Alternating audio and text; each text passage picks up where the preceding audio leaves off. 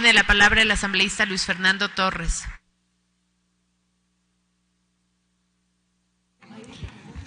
Gracias, señora Presidente. Entre la fe religiosa y la fe democrática existe una diferencia importante. Cuando uno es religioso, cree en lo que no existe. Cuando uno prácticamente se compromete con las prácticas democráticas, cree en lo que sabe que no existe. Esta proforma presupuestaria presenta ingresos propios que superan los 24.000 millones de dólares. Y muchos creen, sabiendo que no es así, que esas son las cifras reales. Basta restar a esos 24.000 millones de dólares y algo más, los 1.000 millones de dólares de las concesiones, para saber que los ingresos propios de la proforma presupuestaria no son los reales. Yo prefiero tener fe religiosa para creer en lo que no existe antes que esta fe democrática para creer en lo que sé que no existe. Y las cifras de los ingresos propios, no siendo ciertas, nos llevan a una serie de engaños y distorsiones.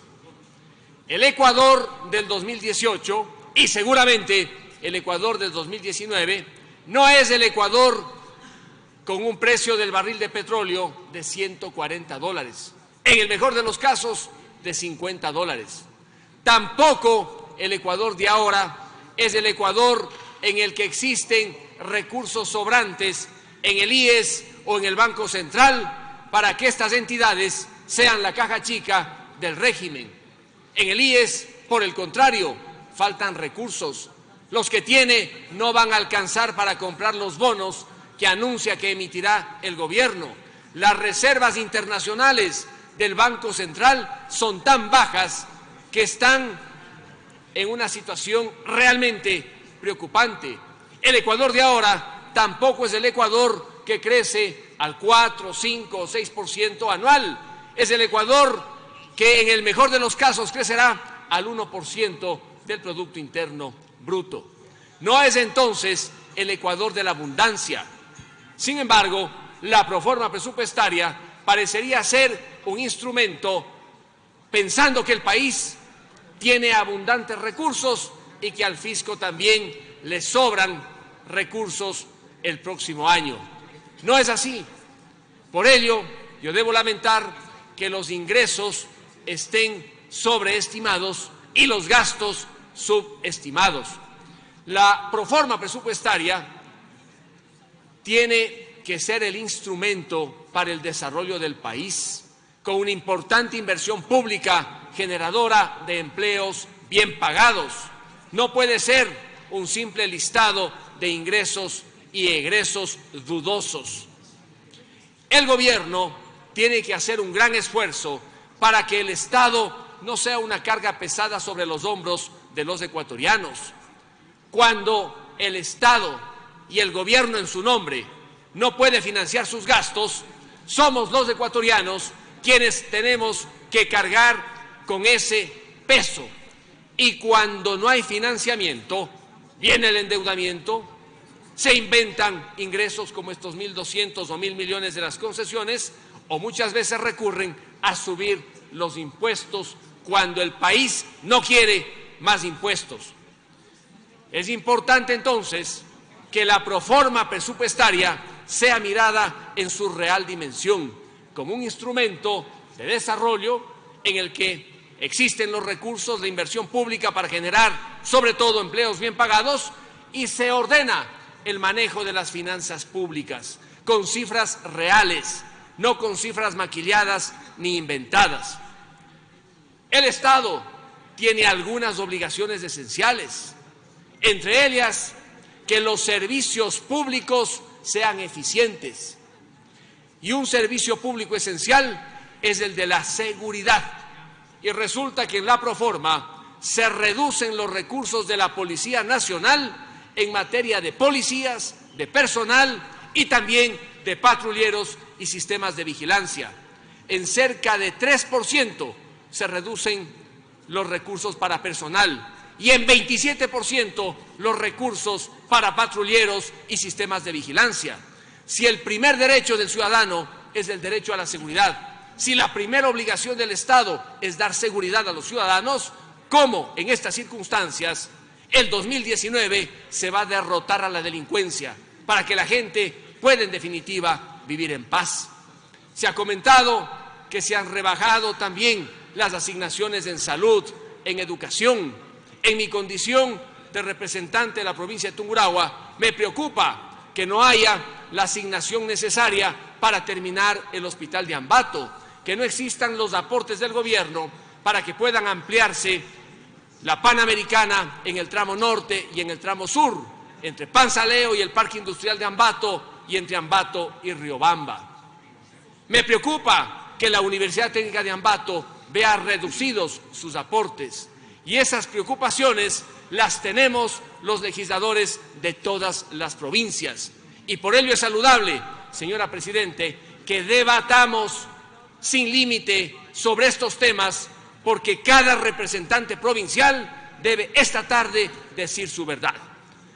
Pero yo no puedo llegar al extremo, señora Presidente y señores legisladores, de pedir que se suban las asignaciones, porque tienen que subirse, cuando no sabemos dónde está la plata y dónde están los recursos.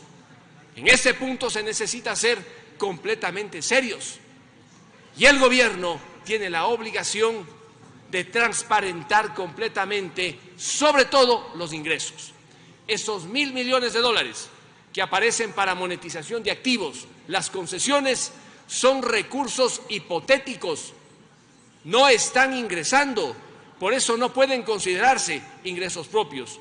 El asambleísta Ron, con buen criterio, decía: si se consideran ingresos propios, que el 21% de ellos sea también transferido a los gobiernos autónomos descentralizados.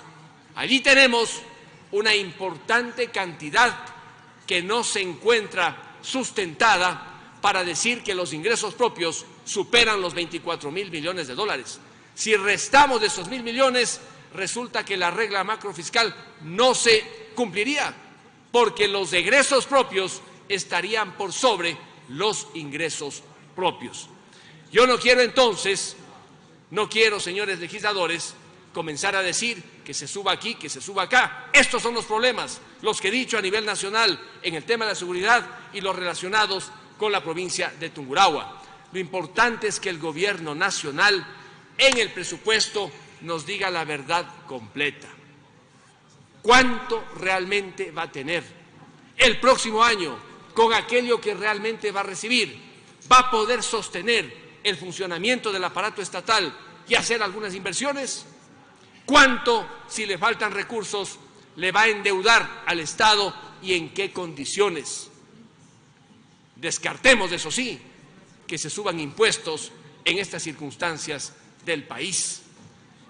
Si se va a devolver el presupuesto al gobierno, esperemos que sea un mensaje claro al régimen para que diga toda la verdad. ¿Cuánto va a recibir? ¿Cuánto va a gastar? ¿Y de dónde va a obtener el dinero que le falta para cumplir con todos? Y si no puede cumplir, que lo diga. Pero no podemos, los ecuatorianos, vivir bajo el engaño. Y que aquellos que están gobernando y asumieron esa responsabilidad, que lo hagan como alguien que desde el Estado tiene la obligación de atender las necesidades de los ecuatorianos. Esta proforma presupuestaria, con las deficiencias que ya han sido anotadas, nos deja en un régimen de atonía presupuestaria, inmovilizados. Yo no voy a sacudirme de esa atonía presupuestaria recurriendo a tremendismos dialécticos. Yo simplemente esta tarde exhorto a los demás señores legisladores para que en la resolución que vayan a aprobar le digan al gobierno que hable la verdad y que no se nos venda un país en abundancia, un régimen que va a tener dinero de sobra, cuando todos sabemos que hoy por hoy la situación económica del país es complicada y los recursos son escasos. que el Estado, repito una vez más, no sea una pesada carga sobre los hombros de los ecuatorianos, que facilite la generación de empleo y trabajo en el sector privado, estimulando la inversión y que no la complique con tantos controles y muchas veces con tantos tributos que simplemente asfixian los esfuerzos de quienes quieren generar con inversión más empleos bien pagados en el país. Muchas gracias.